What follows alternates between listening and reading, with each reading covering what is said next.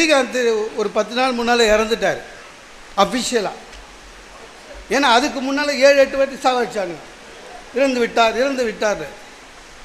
நான் இன்னொரு பட்டிமன்ற நடுவர் இருக்கார், பட்டிமன்ற நடுவர் நான் பேசியிருக்கேன் அவர் தலைமையில். திடீர்னு இறந்துட்டார்னு வந்தது சார். பயந்துட்டேன்.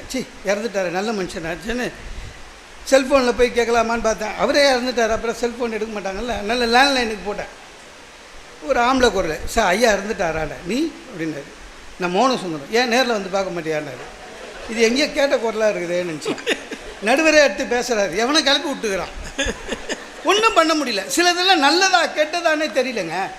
ஒரு வலைதளம் எப்பொழுதுமே நல்லதாக இருக்க வேண்டும். நல்லதா கெட்டதுன்னே தெரியல. ஸ்கூட்டர் வைத்திருப்பாரா ஜாக்கிரதை, ஸ்கூட்டரை இப்படி தான் திருட்டுகிறார்கள்னு காமிக்கிறான் சார். 4 நிமிஷம் ஓடுது. ஒரு கைனட்டிக் ஹோண்டா நிற்கிது, ஒரு 2 பேர் எப்படி திருடுறான்னு 4 நிமிஷம் வீடியோ எடுத்து அமைச்சிருக்கான். எனக்கு என்னென்னா, ஸ்கூட்ரு வச்சுருக்கிறவனுங்களா ஜாக்கிரதையாக இருங்கன்னு சொல்கிறானுங்களா, இல்லை எப்படி ஸ்கூட்ரு திருடுறதுன்னு ஆன்லைனில் சொல்லி கொடுக்குறானுங்களா புரியல.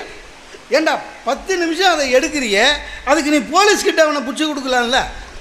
ஒன்றுமே பண்ண முடியாது சார். நம்ம வீட்டுக்கு